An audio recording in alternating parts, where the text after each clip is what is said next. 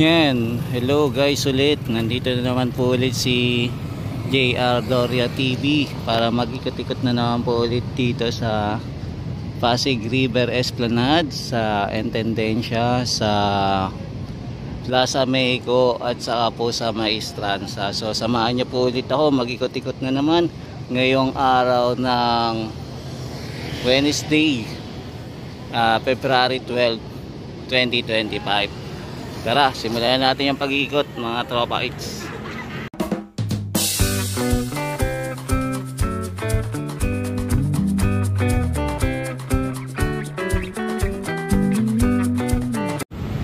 Yun o, ang ganda ng buwan ngayon no. Bilog na bilog ang buwan ngayon. Yan, sarap tumambay sa halimbawa sa beach. Yan, kaya sa tabing ilog, tapos pagmamasdan po natin yung buwan, diba? Napaka-romantic ng kabuwanan ngayon. Yan. So tara na, ikot-ikot na tayo mga tropa. Huwag na natin patagalin. Yun no.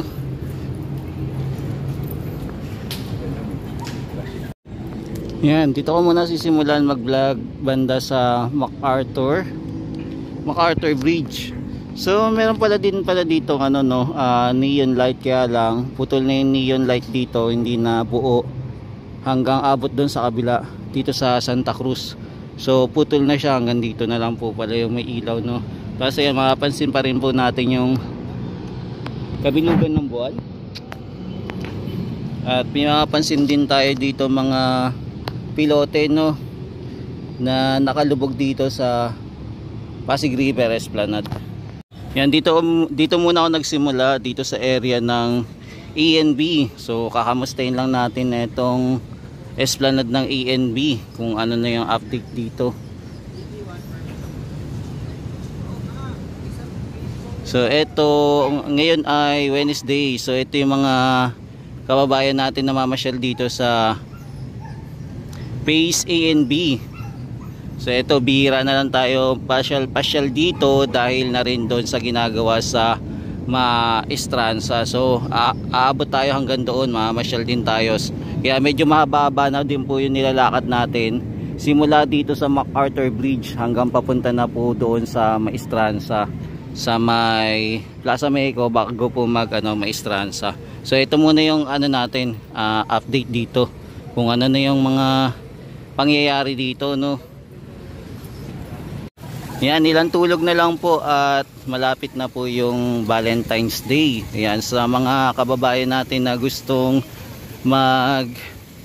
mag-spend ng time dito sa Pasig River Esplanade, ito maganda din po to, romantic place kung pupunta kayo dito ng gabi, di ba? Makadaan-daan man lang, makapagpa-picture at maaya po yung ating mga mahal sa buhay para dito po mag-spend ng konting oras. O ayan, depende sa inyo kung hanggang anong oras kayo mag-i-stay dito ngayong araw ng Valentine's.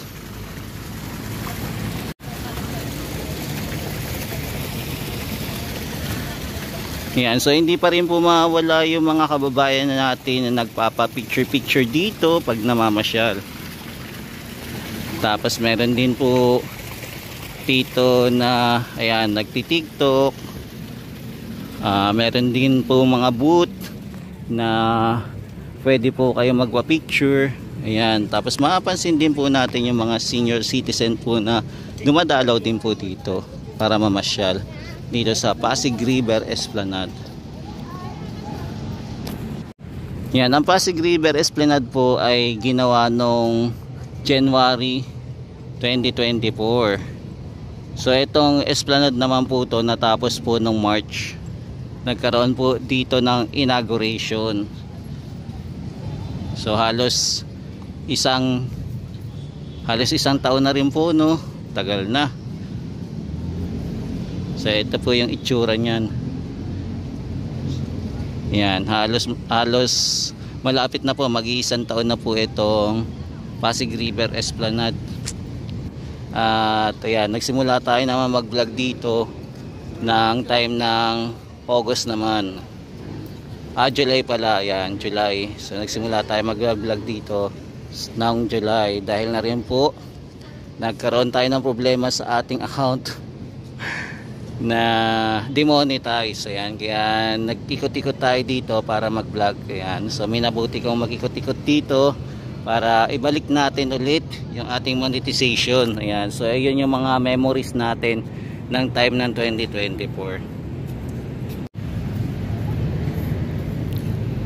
Yan, dito po sa area, mapapansin po natin dahil Wednesday, pailan-ilan lang po muna yung namamasyal dito sa paligid ng Pasig River Esplanade A and B. Yan, dati po dito sa area na to, marami po tayong napansin o nakikita na mga vendor. Pero ngayon, nawala na po sila. So, hindi na po sila inalaw dito malapit po sa Pasig River Esplanade na dati malapiesta dito, no? Marami pong nagtitinda. So, eto, hanggang sa nagtuloy-tuloy na po, starting po ng December, ayan, hindi na po pinayagan yung mga vendor na magtinda po dito. Kaya ito, malinis na po ang pagmasdan ang ang area po ng Pasig River Esplanade pagka bago kayo pumasok dito. Yan, so nasilip na po natin itong A and B. So punta naman po tayo sa kabila.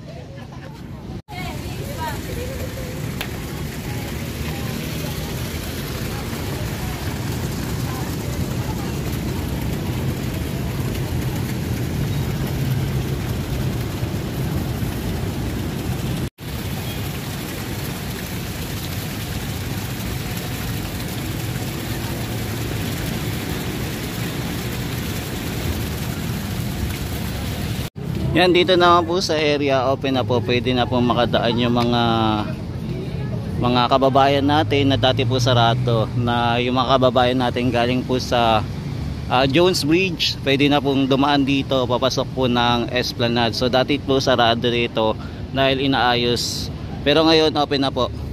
Yan, pwede na po kayong shortcut. Yan, may shortcut na po na daanan palabas at papasok po sa Jones Bridge. Yan, dito naman po sa area na to, yan, minsan po dito nagkakaroon po ng mga stage pagka meron po mga event.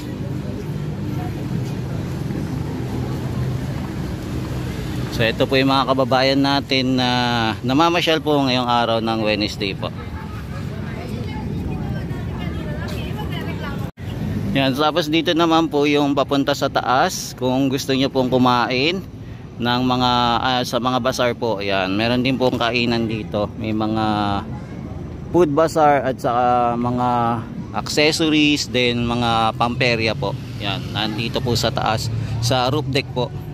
Yan, hindi rin po mawawala dito yung mga costumer na nandito po nakatambay para alawin po ang mga bata o kahit po may mga edad po o kahit po mga teenager. Yan, kung gusto nyo po magpa-picture.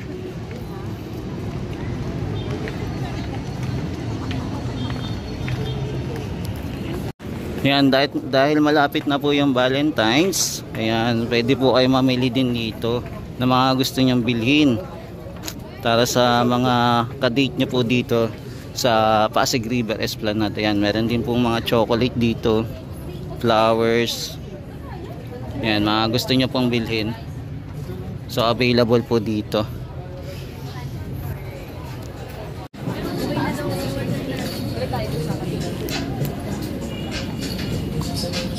Yan, may mga kainan din po dito na available po. Ayan, katulad nyan. Saka meron din dito po kung sakaling nagugutom po kayo. Ito po yung mga available na kainan.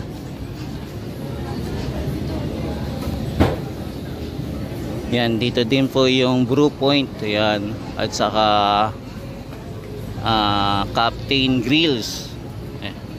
Ito yung malaking pwesto dito na maraming kumakain po.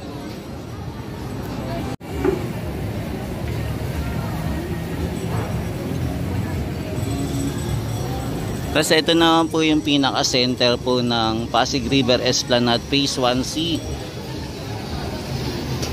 Dito po natin makikita yung maraming taong papasok palabas dito sa main entrance po ng Pasig River Esplanade. Ngayon yung time po ng Chinese New Year, grabe po ng puno po itong lugar na to. Halos po nagsisiksikan po yung ating mga kababayan dito para panoorin po yung fireworks display.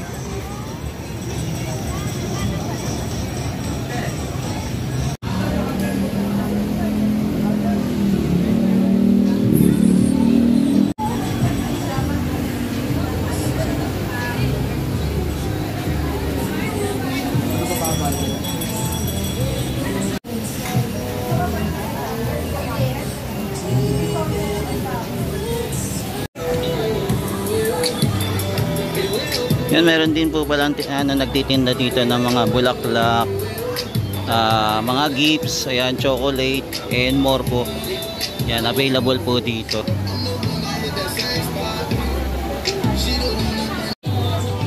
Yan, kung mapapansin natin, marami pong namamasyal dito sa pinaka center po, no, ng Pasig River Esplanade, lalo na sa mga kainan dito.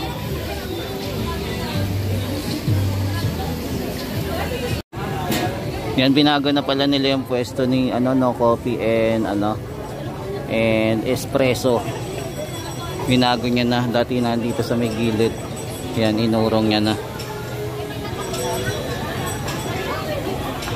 Yan, tapos ito naman po yung para sa chain. Ayan, yung Lock Your Love. So meron na pong tatlo. May tatlo na. Yan, tatlo na naglagay para sa lock. Ayan, dadami kaya to. Kaya ito pagkadating ng Valentine's Day. Ayan. So abangan natin kung dadami ito.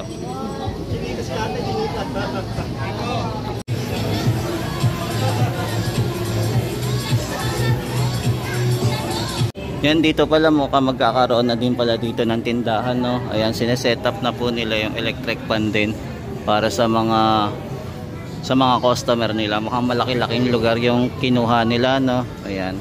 So nagse-set up pa sila. Ayan, punta naman po tayo sa Plaza Mexico na. So silipin natin kung ano yun na yung mga latest doon, kung may nadagdag ba o same pa rin. Yan, dito naman po yung mga lamppost. Ayan, di pa rin po naaayos. Siguro may problema pa rin po dito sa kanyang power supply. Kaya eto, hindi pa rin po siya napapailawan. Yan, dito naman po tayo mag-iikot-ikot sa Plaza Mexico naman tayo sisilip.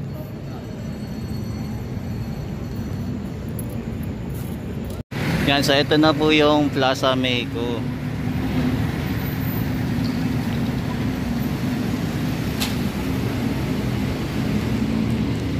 So still now sarado pa rin po yung Plaza Mexico, no. Hindi pa rin po open sa public. So still waiting pa rin tayo kung kailan po ito ma-open. So aantayin pa natin po yung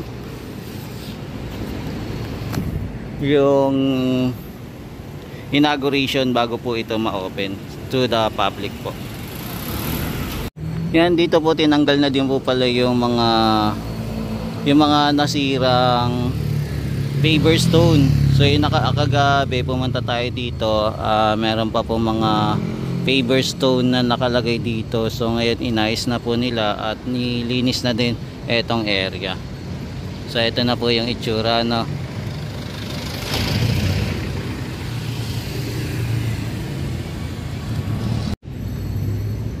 Yan, kung ayun, no, nadagdagan na pala ng upuan dito sa Plaza Mexico. So nadagdagan po ng 2 upuan, naglagay sila. Saka may upuan din doon, no, sa loob. So nilagyan din nila. Yan, sana malagyan din ng upuan pa doon sa gitna, no, ng daanan. Yan, sana nga po malagyan.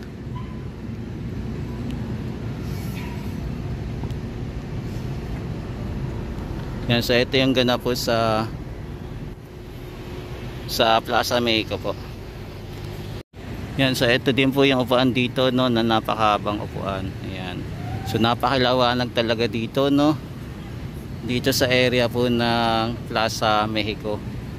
Ayan, nakaka-excite naman po na dumating yung yung araw na ma-open na po itong Plaza Mexico at makakaikot-ikot tayo dito, di ba? At makikita natin yung mga kababayan natin na enjoy na umikot dito sa Plaza Mexico. Yan, sana madagdagan pa po yung mga pailaw dito, no? Yan, sana madagdagan pa para maganda.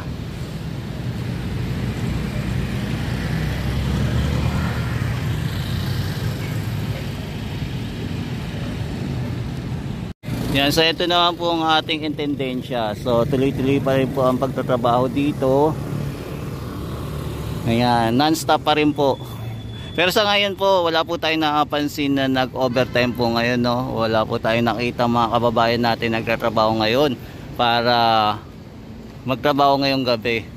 Ayan, pero nakikita tayong may mga ayan, ilaw-ilaw.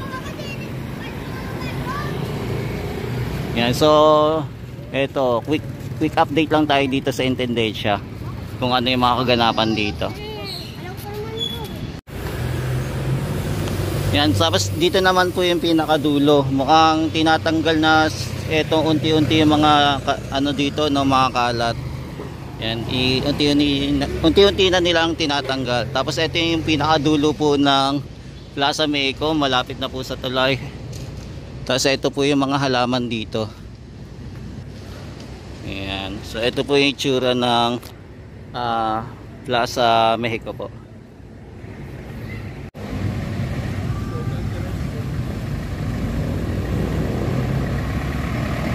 Yan, tapos ito meron pong mga dalawang upuan dito, no, na available na nilatag na po.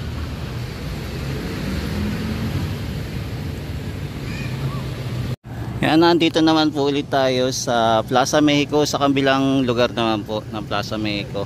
So sisilip-silip muna tayo. For the meantime, ito may mga yellow tape pa na nakaharang dito kasi bawal pa talaga po siyang pumasok, no. So ito po yung ganap dito sa Plaza Mexico.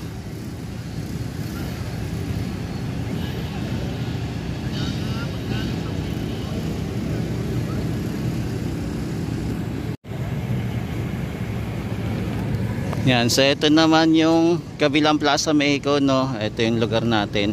Ayan. So dito, ayan, kompleto na pala yung ano, no, yung ating lamppost dito. So dito din pinailawan na din pala, no. Ayan, kompleto na, pinailawan na po lahat ng lamppost dito. Ayan, pinailawan na, so maganda na. Tapos may ilaw pa dito, yung pinaka center ng ilaw. Ayan.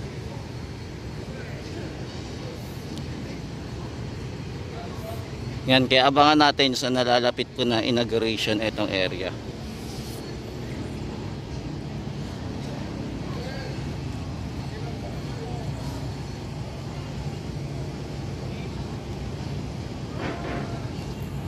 Yan yung powerhouse naman po, tuloy-tuloy pa rin po yung construction dito, no. Ginagawa pa rin po.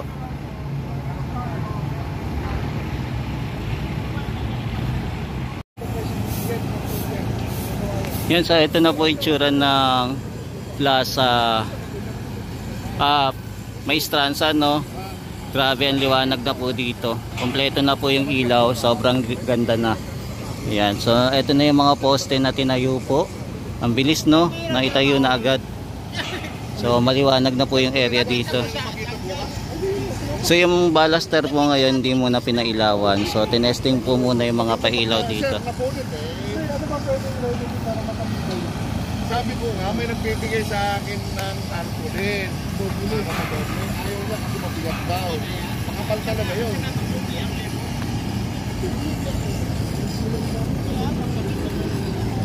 Yan, busy din yung mga ating mga bossing dito sa mga project dito, no. Yan, ganda na. Lalo pong gumaganda ngayong gabing ito ang Plaza Mexico po. Ayan, sobrang liwanag po talaga ngayong gabing ito, no. Panalo na. Super ganda. Ayan, ha. Akala natin madilim pero maliwanag pala. Yan, so ito muna yung latest update natin dito sa Maestranza po. Yan, hello guys. So ito muna yung latest update natin dito sa Pasig River Esplanade Phase 1C. Yan, so samahan nyo po ulit bukas ulit si JR Doria TV para mag-ikot-ikot po muli dito sa magandang pasyalan po sa Maynila, malapit po sa Jones Bridge at saka po sa Binondo Intramuros Bridge. Ayan, so mula Luzon, Visayas at Mindanao maging sa ibang bansa po, ingat-ingat po kayo lagi and God bless po. Ayan, pagpalain po tayo ng may kapal. Ayan, hanggang sa muli guys, kita-kits ulit tayo. Paalam po, ingat-ingat lagi. Thank you po sa walang sawang pagsuporta sa akin. Salamat po.